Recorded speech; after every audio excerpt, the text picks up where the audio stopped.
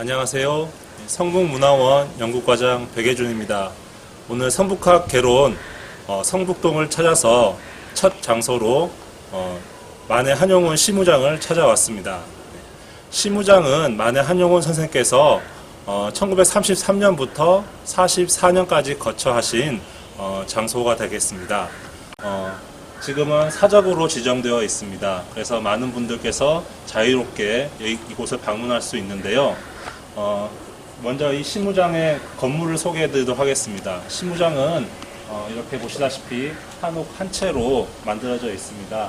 이것은 만해 한용운 선생께서 직접 이렇게 이 건물을 지으신 건데요. 이 건물 설계는 당시 중동고 교사였던 최규동 교사가 직접 설계해 준 것이라고 합니다. 보시다시피 지금 시간이 낮 1시인데요. 지금 굉장히 어둡습니다. 그 이유는 이 시무장이 지금 북향으로 되어 있기 때문에 그렇습니다. 한용운 선생께서는 이 집을 지으실 때 남향으로 짓게 되면은 건너편에 조선 총독부를 마주 본다고 해서 굉장히 싫어하셨습니다. 그래서 굳이 집을 북향으로 지어라 그렇게 말씀하셔서 이렇게 북향으로 설계가 되어 있습니다. 그래서 지금 낮에도 햇빛이 잘 들지 않는 그런 모습을 볼 수가 있습니다. 한용운 선생께서 이 시무장에 오신 이유는 당시 한용운 선생께서는 연세가 55세였습니다. 굉장히 독립운동 과정에서 많이 지칠 대로 지친 그런 상황이었고, 그리고 불교 어떤 개혁 운동에서도 여러 가지로 곤란을 겪고 있었던 그런 상황이었습니다. 그래서 조금의 안식처를 찾고자 이 서울에서 가까운 성북동을 찾아서 이렇게 시무장을 짓게 되셨습니다. 시무장의 건물 방 하나하나를 한번 살펴보시겠습니다. 먼저 제일 처음에 왼쪽에 보이는 이 방은 한용운 선생께서 사랑방으로 거처하셨던 장소가 되었습니다. 그래서 한용운 선생께서 여기에서 머무시면서 많은 집필 활동을 하셨고 또 손님들을 맞이하셨습니다. 그 위에 시무장 현판이 보이는데요. 이 현판은 후대에 와서 일창 육치용 선생께서 유명하신 서예가신데요. 그분께서 써주신 현판이 되겠습니다. 이 시무장의 시무라는 뜻을 한번 말씀드리겠습니다. 시무는 찾을 심자, 소우자를 씁니다. 그래서 소를 찾는다라는 뜻입니다. 소를 찾는다라는 게 불교에서는 굉장히 잘 알려진 비유입니다. 즉 어떤 불교의 진리를 찾는다 그런 뜻을 이야기한 그런 뜻입니다. 그래서 이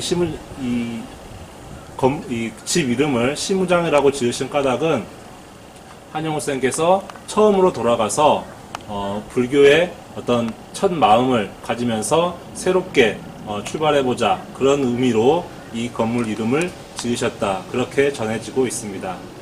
그래서 여기서 이 사랑방에서 한용운 선생께서 머무셨고 여기에 오신 손님들은 주로 한용운 선생과 친분이 있는 손님들이었는데 1930년대는 많은 독립운동가들이 변절을 자주 하던 그런 시기였습니다. 그래서 최남선이나 이광수 등도 예전에 한용운 선생과 어느 정도 교분이 있었지만은 30년대에 와서는 많이 사이가 떨어지게 됩니다. 그래서 최남선, 이광수가 이곳을 찾아온다 그렇게 했을 때도 절대 이렇게 만나보지 않았다라는 그런 일화가 들리고 있습니다.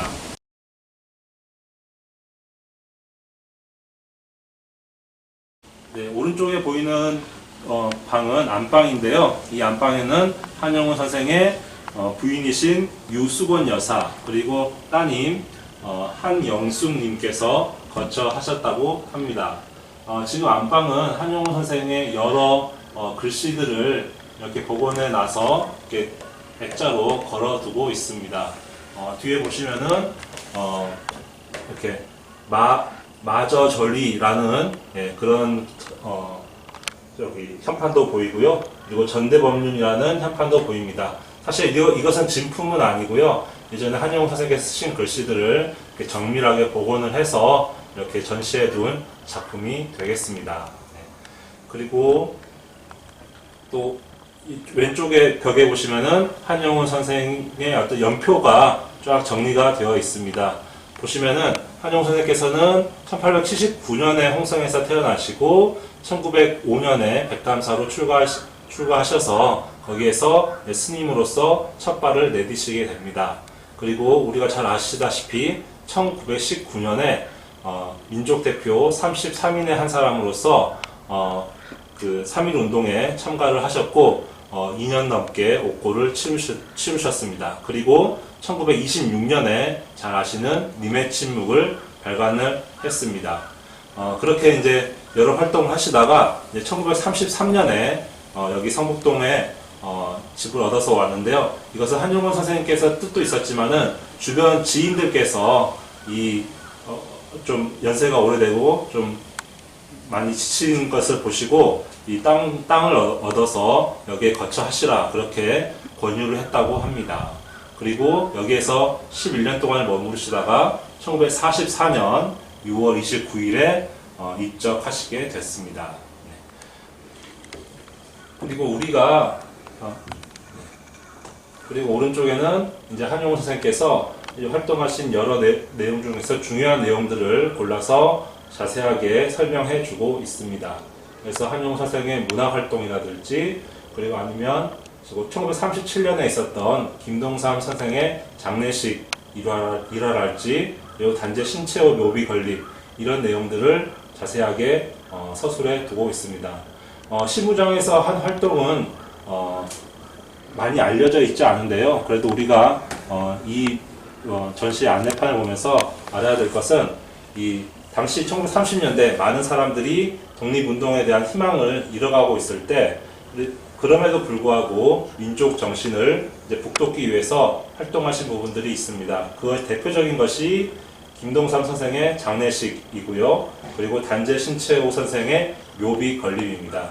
이것들은 어찌 보면은 어떤 작은 독립운동이라고 할 수 있지만 당시로서는 일본 경찰의 큰 감시를 받았던 그런 행동이었습니다. 그래서 이런 옛 독립운동가들을 기념하는 사업들을 통해서 많은 사람들이 다시 한번 독립운동에 대한 희망을 가지고 참여할 수 있게끔 그렇게 노력하셨다. 그렇게 말씀드릴 수 있겠습니다. 네, 그리고 더 가보시겠습니다. 네. 오른쪽에 보시면은 이 집의 이제 가장 사실 중심 공간이라고 할 수 있죠. 부엌이 없다고 하면은 그 집이 집으로서 이렇게 제대로 기능을 할 수가 없는데요. 이건 이제 부엌이 되겠습니다. 여기에서 밥을 짓고 난방을 하고 그랬다고 하는데요. 그런데 이제 일화에 따르면은 한용운 선생께서는 난방을 잘 하지 않으셨다고 합니다. 이제 왜냐하면은 당시 온 나라가 이 감옥과 같은데 어떻게 나 혼자만 이렇게 따뜻한 방 안에서 지낼 수 있겠느냐라는 그런 생각에서 이렇게 난방을 거의 하지 않으셨다. 그렇게 말씀하시고 계십니다. 그래서 당시 이제 한용운 선생의 별명이 이제 저울추라고 하셨습니다.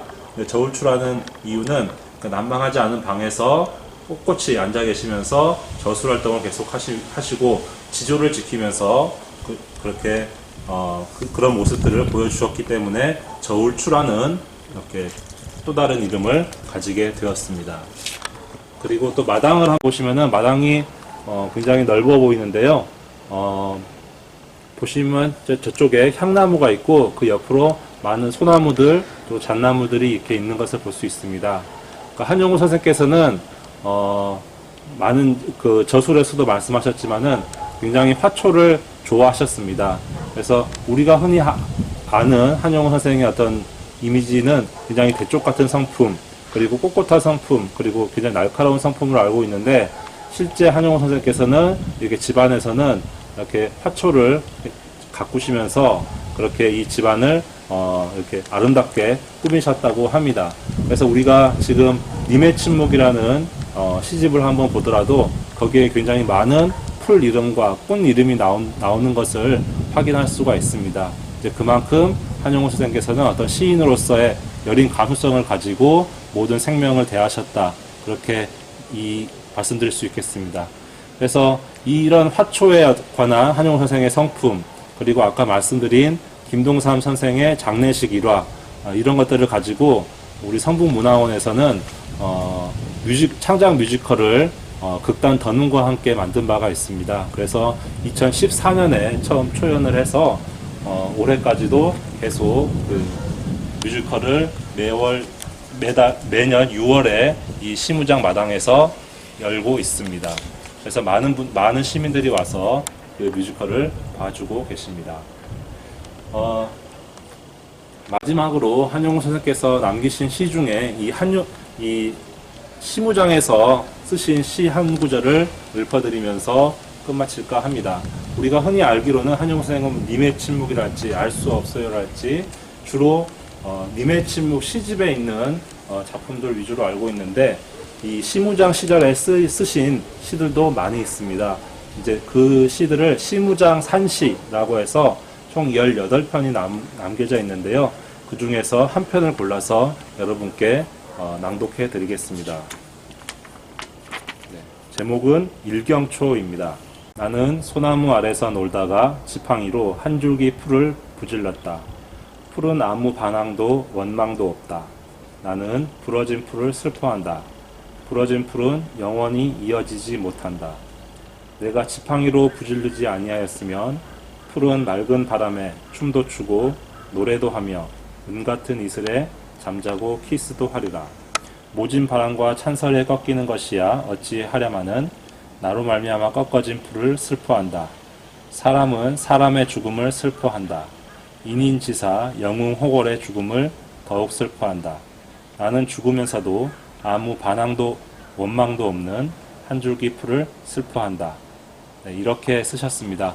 그러니까 여기 보시면은 소나무도 있고 그런데요. 한용우 선생께서 이 시무장에 머물면서 여기에 있는 이렇게 풀들이 피어난 것을 보고 또 그것들이 한순간에 또 이렇게 꺾어지고 이렇게 고난받는 것을 보면서 아마도 이렇게 일제 어떤 식민 통치에 이렇게 아파하는 우리 백성들, 민중들을 생각하신 게 아닌가 그렇게 생각을 합니다. 그래서 여기에서 비록 좁은 마당이지만 좁은 공간이지만 여기에서 독립의 의지를 꺾지 않고 끝까지 독립의 희망을 가지고 그리고 이 민중에 대한 사랑을 가지고 여기에서 저술활동과 여러 활동들을 하신 한용우 선생을 여기에서 기억하시면 좋겠습니다.